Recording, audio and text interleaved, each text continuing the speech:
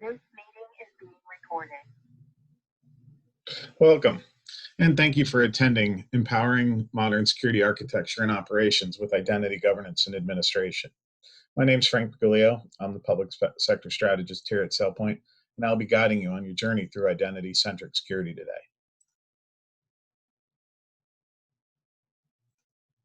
During this session, we're going to talk about digital transformation and some of the drivers of modern security architecture. We'll look at the increasing risk and how it pertains to identity. Then we'll take a brief look at cybersecurity frameworks as they are driving some of the security decisions that we need to make. And then we're going to get into zero trust principles and what identity defined security looks like and the identity strategy and best practices that you can take back to your organization.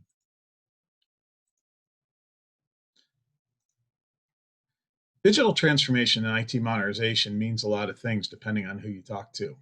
We're going to look at some of the aspects of digital transformation. When we think of digital transformation, we think of speed. We're moving to the cloud at a pace never seen before, adopting software, platform, and infrastructure, which allows us to rapidly deploy new solutions. Those solutions need to be agile. We're adopting multi-cloud infrastructures based on capabilities of the platform. We're mapping them to our business needs. It's enabling us to respond quicker, but it is also presenting a challenge with configuration and access control. The services must be accessible. As the service model makes applications and data more accessible from everywhere, that can be a good or a bad thing. It must be available, always on in theory. Therefore, it must be secure. It must be compliant. So what we're really seeing is, as a result of this movement, is more applications, more infrastructure, systems and data, more users, and inherently this creates more risk. So as we start to look at cybersecurity risk, it's prudent to talk a little bit about the numbers. The impact of cybersecurity breaches in the last year was quite staggering. Over 7,000 breaches were reported. Over 15 billion identity records were exposed. It's driving how we are looking at security and compliance. As of last year, cyber attacks were considered among the top 5 risks to global stability. Nobody's immune. And with billions of identities and sensitive data compromised, it's clear traditional security is not solving the problem. Cybersecurity threats are now coming in many different forms, from insiders, ransomware, malware, phishing. The ways into our organization's sensitive underbelly is growing exponentially. Much of cybersecurity risk can be attributed to a lack of visibility or understanding who is on the network and what they have access to. A lack of automation and controls to adjust access as things change. Inconsistent management and controls of how access is granted.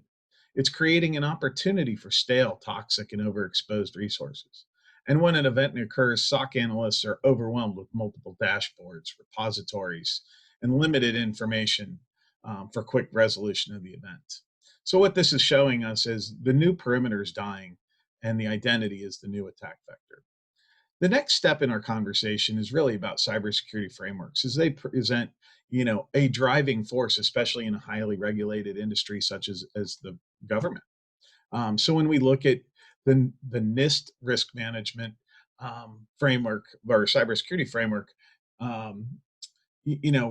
we consider the 5 principles and the 5 function areas: identify, protect, detect, respond, recover.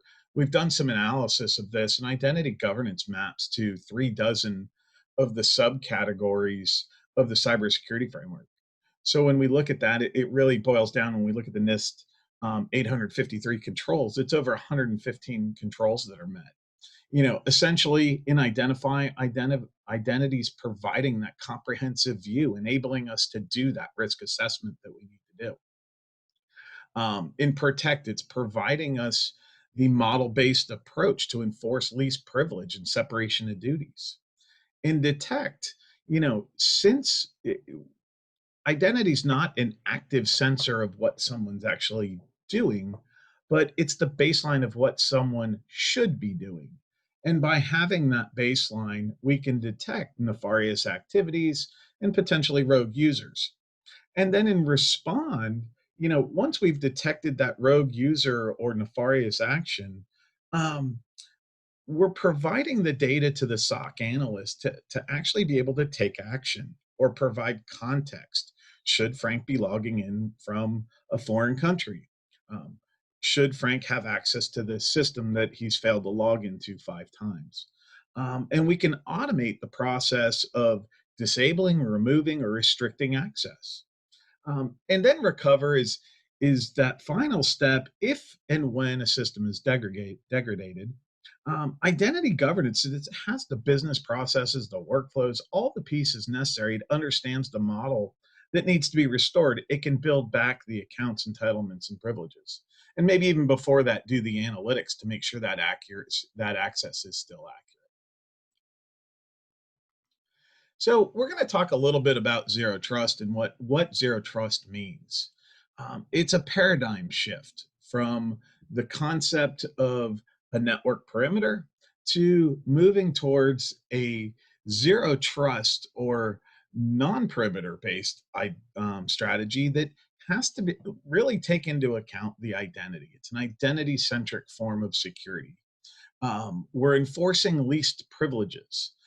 No user or device is fully trusted. Therefore, the identity and the device have to be continuously evaluated. And that's really, a strong point of identity governance and the policies and model-based access that it provides. Identity-centric security allows us to use attributes and context to be consumed and applied and enforced access controls. Zero trust requires automation. As I mentioned, the simple use case of, when something is detected, hey, let's respond to it. But also, how are we granting rapid access? We have to have frictionless access. So identity governance lends itself there again, providing self-service and role-based provisioning or day one provisioning. Um, and then I think the key, and I already mentioned this, is that continuous evaluation of the identity, the continuous evaluation of the user. Are they suitable? Is the access that they have still appropriate? Is it within our compliance framework? And if not, let's notify, disable, or restrict that access. But it's not a single tool that does this. The identity defined security reference architecture, as you can see here, is quite complex. It's a layered identity security approach, not a layered network approach. In order to shift away from that layered approach, we have to take this identity approach. Instead of building the many layers from the outside in, we're really building and protecting those layers from the inside out and putting the controls around the data that we need to in the applications that we need to. In other words, we're refocusing that perimeter based defense, and practitioners should focus on the controls on the sensitive resources first, those sensitive applications, sensitive data, and protecting the assets that matter right out of the box. Identity defined security is made up of identity centric security controls. As we can see, there's access management controls, there's privilege access management. Obviously, we have directory services, we have identity governance and administration, which provides policies and risk and framework for understanding roles and who should have access. Um, so as we move forward and we see these components, we look at things like data loss prevention and CASB, data access governance. We have to tie the identity and provide that context into behavior management, into the SIM platform, into the SOAR platform. And when we do this, we can protect the humans, the bots, the processes, and the data. And no matter what device they're using, no matter what server, no matter what network, as long as we're wrapping our security around the identity and the data, we're going to be secure. So now we're going to take a little bit look of, what makes up a comprehensive identity strategy. Much like the cybersecurity framework, we have to start out with an asset inventory. We have to understand who's on our network. Is it a user? Is it an employee? Is that user a contractor? Is it a bot? Is it an API? What's being connected to? Is it a high value asset? Is it Active Directory? Is it Exchange? Is it Office 365? Is it a financial management system? We have to have that clear and concise list of all of our touch points. That enables us then to create that risk assessment to determine our profile and what we need to enforce our access on. We have to take into account the compliance impact. What controls need to be met, not only from a maturity level, but a data protection level. There's lots of different things that are in the compliance framework that where identity can add value. And then we need to make sure that we're using the right level of credential for the right access to the right system. We need to look at endpoint and infrastructure security and how we're controlling the privileges and access to those. Um, we have to have an analytic strategy. How are we reporting on this data? How are we looking at this data? Are we using artificial intelligence, machine learning to advance our knowledge of our data? And then we need to provide continuous evaluation. When we request access, it needs to be continuously evaluated. Do I still need that access? Is the access still suitable? So that's where the identity governance model comes in. Once we know all these things about our environment and our impact, and that we have the right credentials and we know how we're going to protect things, now it's time to lay the um, the best practices on. So we look at governance model. We look at our role model. Then we determine our lifecycle automation. Are we going to have day one access via roles or bundles? Or are we going to make that access requestable via self service? But we have to make it frictionless. And then we need to certify that access. Most compliance frameworks require us to evaluate our access at a minimum yearly, but we should be able to do that on the fly on an ad hoc basis. We should be reviewing privileged users more frequently, those high value assets more frequently. So we need that access certification process. And then we need alerting and reporting, not only through our analytics, but also how are we alerting on changes to activity, changes to someone's account? What if we detect an out of band change? Are we providing reports to the right stakeholders? So the identity strategy has to have an alert and reporting component to it, so the stakeholders and everyone is included. So we're going to talk a little bit deeper about some of these in the best practices. The first being the identity DNA.